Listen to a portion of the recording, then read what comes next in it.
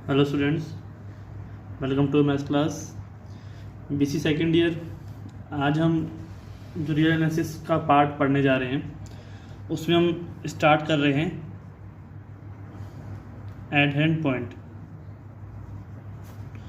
इस पॉइंट को closure point भी कहते हैं। ठीक है, हमने लिमिट पॉइंट पढ़ा था, उस लिमिट पॉइंट से ही कुछ मिलता जुलता है। ये बहुत सारी डेफिनेशंस हैं, मतलब कि छोटी छोटी डेफिनेशंस हैं लेकिन आपस में मिलती हुई हैं। थोड़ा थोड़ा सा डिफरेंस है इसके अंदर, तो आप ध्यान से समझिएगा। हर एक चीज़ को क्लोजली मैं आपको बता रहा हूँ। तो आज हम पढ़ने वाले हैं कि एडहेरेंट पॉइंट होता क्या है। इसमें आपने जो लिमिट पॉइंट पढ़ा था उसकी डेफिनेशन पहले हम लेके चलते हैं और उसी में थोड़ा सा इंक्लूड करते हैं इसको। ठीक है, तो लिमिट पॉइंट हमने पढ़ा था, तो हमने कहा था कि एस लेट की माना एस कोई समुच्चय है जो आर का उप समुच्चय है। आर मतलब रियल सेट। ठीक है, फिर हमने कहा कि कोई भी नंबर हमने ले रहे हैं ए बिलोंग्स टू है एस। अगर ए एस में से आ रहा है तो आर में से भी आएगा।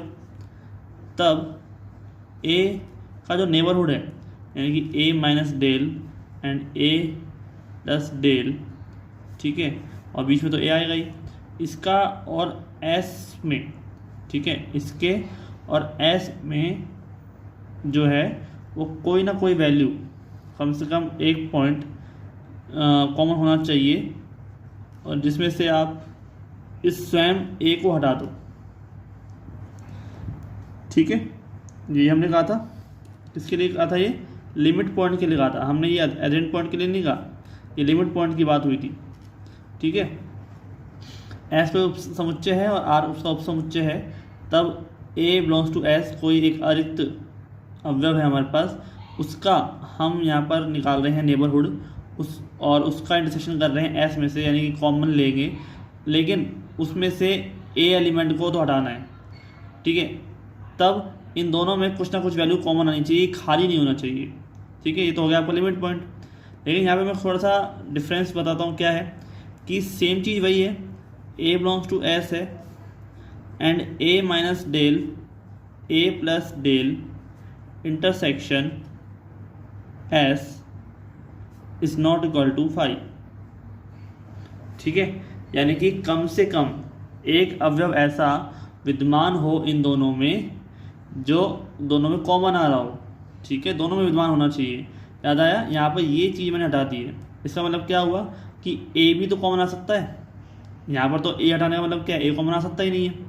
चीज़ मैंने हटाई दी, सिर्फ बाकी बचे हुए भी तो कॉमन ले रहे हैं। ठीक है, तो इन दोनों में जो कॉमन आना है, यानी कि इंटरसेक्शन की जो वैल्यू है हम ले रहे हैं, इसका मतलब क्या होता है, कॉमन आना ही होता है। तो इन दोनों वैल्यूज़ में कम से कम एक अवयव तो कॉमन आए, वैल्यू खाली ना हो। ठीक है, नॉट इक्वल टू 5 का मतलब नॉन एम्प्टी। ठीक है, नॉन एम्प्टी। और 5 इक्वल टू 5 हो जाएगा तो मतलब एम्प्टी हो जाएगा।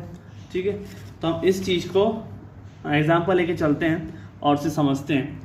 तो हम आपसे कहते हैं कि हमने कोई भी सेट लिया, ठीक है, ए कोई सेट है हमारे पास, और 1 2 3 4 मान लिया। ठीक है, और ये चारों नंबर हैं हमारे पास।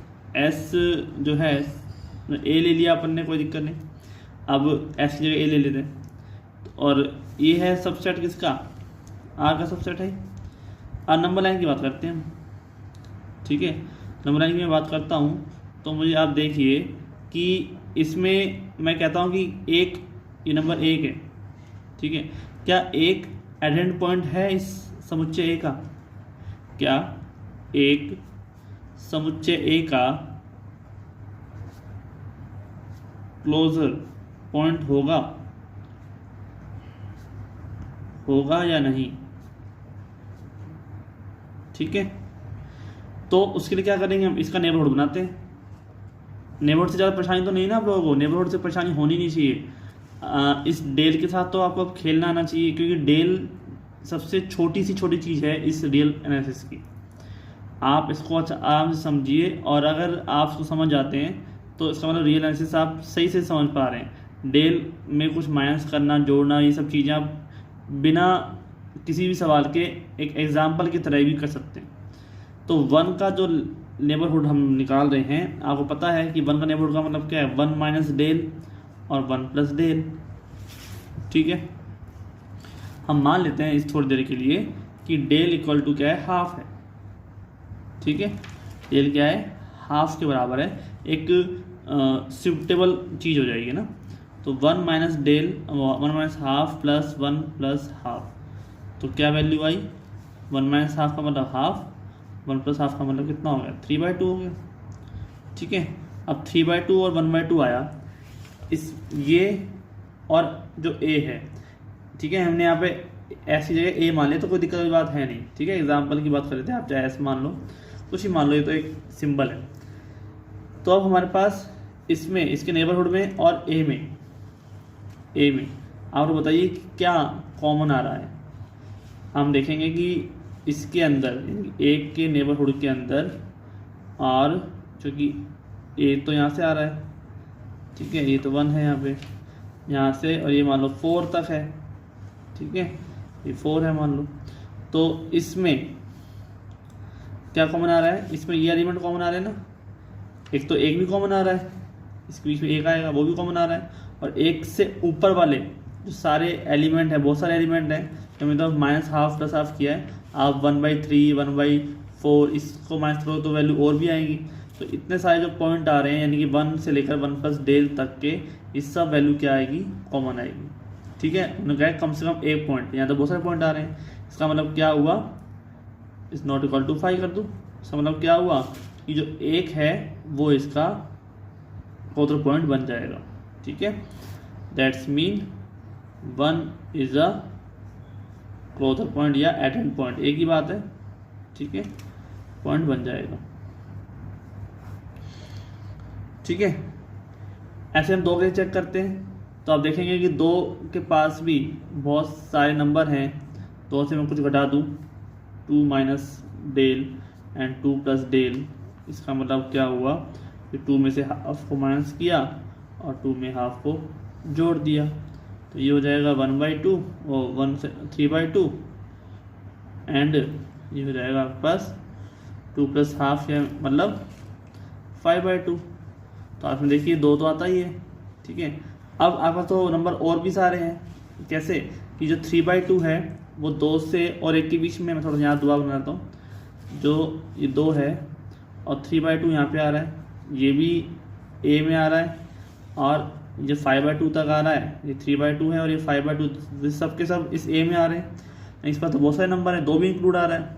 ठीक है, इसका मतलब क्या हुआ कि अगर मैं इंटरसेक्शन करूँगा इसके साथ में a का, तो कतई बिल्कुल भी नहीं ऐसा कह सकते हैं कि कोई 5 हो सकता है, ये खाली हो सकता है। अरे बहुत सारे नंबर हैं, इनफाइनाइट नंबर आ रहे हैं भाई, ऐसा हो सकता ही नहीं है।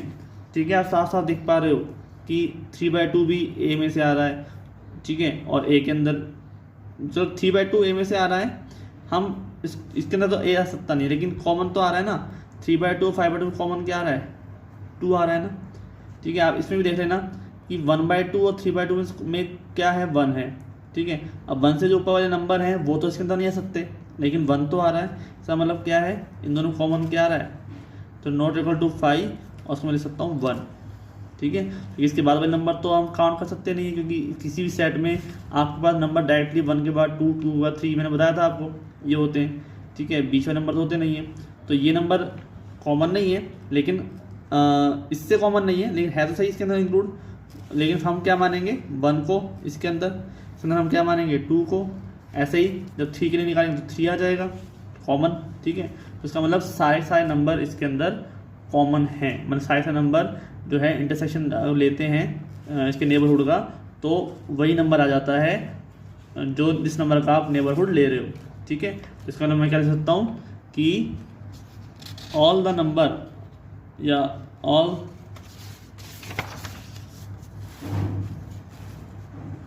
लूँगा कि all this set of adjoint point of set A, ठीक है, set of adherent point of set A का जो एडेंट पॉइंट का सेट हम बना रहे हैं वो क्या होगा, वो पूरा का पूरा सेट ए होगा, इज ए, ठीक है।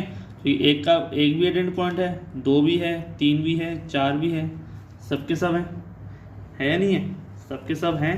तो इसका मतलब क्या हुआ, अपना काम बन गया, ठीक है। मतलब ये सब के सब हैं। तो आप इसको एक तरह से नोट भी कर सकते हो कि all the points which is have common from given set, ठीक है। जैसे एन है तो एन का बताओ आप मुझे, एन का क्या होगा, एन ही हो जाएगा, ठीक है, क्योंकि एन के सारे नंबर का एडेंट पॉइंट क्या हो जाएगा, एन ही हो जाएगा, ठीक है। ए का ए हो जाएगा, मतलब जो भी अपन ले रहे हैं, आर का आर हो जाएगा, समझ में आ गया। कोई भी आप इंटरवल ले लो, अगर इंटरवल भी ले लो तो मान लो 1 और 2 ले लेते इंटरवल, इसका हमें निकालना है। अच्छा लिमिट आप देखो, मान लो चलो ये तो ओपन और क्लोज वाला हो गया, मैं दोनों क्लोज हो गए, मैं एक बार के लिए एक तरफ ओपन और एक तरफ क्लोज की बात कर लेता हूँ, ठीक है। तो इसमें देखिए आप, इसका क्या होगा,